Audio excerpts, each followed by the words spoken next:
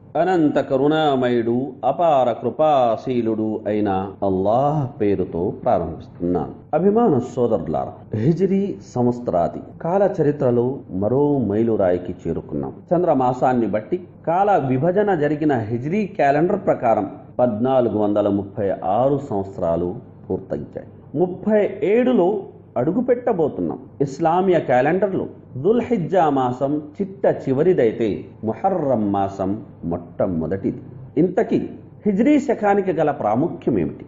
హిజ్రత్ అంటే అసలు అర్థమేమిటి అన్న ప్రశ్నలు ఈ సందర్భంగా ఉదయించక మానవు. నిఘంటు ప్రకారం హిజ్రత్ అంటే వలస, బదిలీ, ప్రస్థానం, తరలింపు అనే అర్థాలొస్తాయి. ప్రతి మనిషి కొన్ని ఉద్దేశాల కోసం, కొన్ని లక్ష్యాల సిద్ధి కోసం ఒక చోటి నుండి మరో చోటికి, ఒక దేశం నుండి మరో దేశానికి వలసపోతాడు. కోరిన దానిని సాధిస్తూ ఉంటాడు. కానీ ఇస్లామియ పరిభాషలో హిజ్రత్ అనేది అసాధారణ విషయం. అది మానవతలో ఓ మార్పుకు, ఓ పరివర్తనకు, ఓ విప్లవానికి, ఓ మేలి మలుపుకు, ఓ ఉన్నతాశయ సిద్ధికి ఉద్దేశించినది. చెడు నుంచి మంచి వైపునకు, చెడు భావాల నుంచి సభ్యమైన భావాల వైపునకు, చెడు వాతావరణం నుంచి శుభప్రదమైన వాతావరణం వైపునకు, చెడు సహచర్యం నుంచి సద్వర్తనుల సహచర్యం వైపునకు, చెడు వ్యవస్థ నుంచి సత్య ప్రధానమైన వ్యవస్థ వైపునకు, రోగగ్రస్తమైన సమాజం నుంచి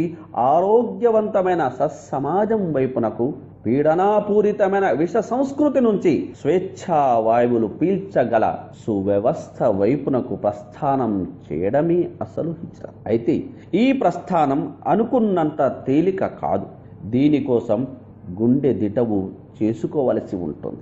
ఇల్లు వాకిలిని, ఊరి వారిని, ఆప్తులను, అనుబంధాలను, ఆత్మీయులను, ఆస్తి పాస్తులను, ప్రాపంచిక ప్రయోజనాలను వదులుకోవలసి ఉంటుంది. వలసపోయిన కొంగత్త ప్రదేశంలో ముహాజిరుగా నిలదొక్కుకోవడానికి అష్టకష్టాలు పడవలసి వస్తుంది. గుండెలకయ్యే గాయాలకు నిబ్బరంగా ఓర్చుకోవలసి వస్తుంది. కానీ ఒక విశ్వాసి దృష్టి సర్వదా దీర్ఘకాలిక ప్రయోజనాలపై నిలిచి ఉంటుంది. రానున్న మరో ప్రపంచంలో తీపి ఫలాలను ఆరగించేందుకు అతను ఈ తాత్కాలిక జగత్తులోని చేదు గుళికలను సంతోషంగా దిగమింగుతాడు. బాధలను మనస్ఫూర్తిగా భరిస్తాడు. 14 శతాబ్దుల క్రితం అంతిమ దైవ ప్రవక్త ముహమ్మద్ సల్లల్లాహు అలైహి వసల్లం వారికి, ఆయన ప్రియ సహచరులకు సరిగ్గా ఇదే పరిస్థితి ఎదురయ్యింది. హిరా కొండపై ఉద్భవించి సఫా కొండపై ప్రతిధ్వనించిన ఇస్లాం అనే అనురాగ రావాన్ని నిర్దాక్షిణ్యంగా అణిచివేయడానికి దుష్ట శక్తులన్నీ ఏకమయ్యాయి. సత్యామృతాన్ని ఆస్వాదించిన దివ్యాత్ములను దివారాత్రులు పీడించి వారి బ్రతుకులను దుర్భరం చేశాయి. ఈ పీడన నుంచి విముక్తి పొంది ప్రాణపదంగా ప్రేమించే తమ జీవన సంవిధానాన్ని, సత్యధర్మాన్ని కాపాడుకోవటానికి ఆ ధన్యజీవులు మదీనాగా ప్రఖ్యాతిగాంచిన యస్రిబ్ వైపు ప్రస్థానం చేశారు. అటు పిమ్మట ఆశయ ప్రాప్తికై 10 సంవత్సరాల పాటు అవిశ్రాంతంగా పరిశ్రమించారు.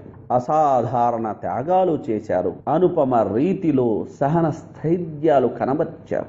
రాత్రిళ్లలో ప్రభు సన్నిధిలో మోకరిల్లి ఆర్ద్రంగా సహాయాన్ని అర్థిస్తూనే పగటి వేళల్లో దైవ విరోధుల ఎదుట మొక్కవోని సాహసాన్ని ప్రదర్శించారు. 10 ఏండ్లలోనే సువర్ణక్షరాలతో లిఖించదగ్గ చరిత్రను సృష్టించారు. వస్తఈను బిస్సబ్రి వస్సలాహ్ ఇన్నల్లాహ మఅస్సాబిరీన్ అన్న దివ్య వచనానికి అక్షరాల సార్థకతను చేకూర్చారు. కారుణ్య ప్రభు ఆ మహనీయులతో ప్రసన్నుడవుగా. అభిమాన సోదరులారా, హిజ్రీ సంవత్సరాది శుభ సందర్భంగా మనం హిజ్రత్లోని పరమార్థాన్ని మననం చేసుకోవాలి. అలనాడు ప్రవక్త సల్లల్లాహు అలైహి వసల్లం వారి ప్రియ సహచరులు చేసిన ప్రస్థానంలోను, నేడు మనం చేస్తున్న ప్రస్థానంలోనూ ఉన్న వ్యత్యాసాన్ని తరచి చూడాలి. ఎందుకంటే ఆంతర్యంలోని ఉద్దేశాలకు అనుగుణంగానే ఫలితాలు లభిస్తాయి. మగువను మనువాడే ఉద్దేశంతో ప్రస్థానం చేసిన వారికి మగువ మాత్రమే లభిస్తుంది. ధనమూలమిదం జగత్ అంటూ హిజ్రత్ చేసిన వారికి ధనధాన్యాలే ప్రాప్తమవుతాయి. పదవుల కోసం ప్రస్థానం చేసిన వారికి పదవులే వరిస్తాయి. అవును, ఇన్నమల్ అమాలు బిన్నియా, కర్మలకు మూలాధారాలు సంకల్పాలే. కర్మలని సంకల్పాల మీదే ఆధారపడి ఉన్నాయి. సంకల్ప నిరతిని బట్టి, సంకల్ప శుద్ధిని బట్టి మాత్రమే సదాశయాలు సిద్ధిస్తాయి.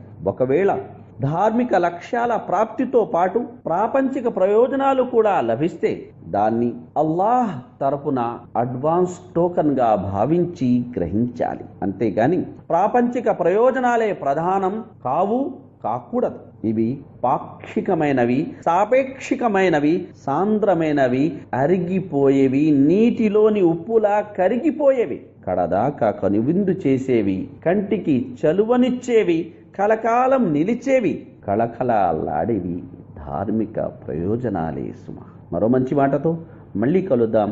అల్లాహ్ హఫీజ్.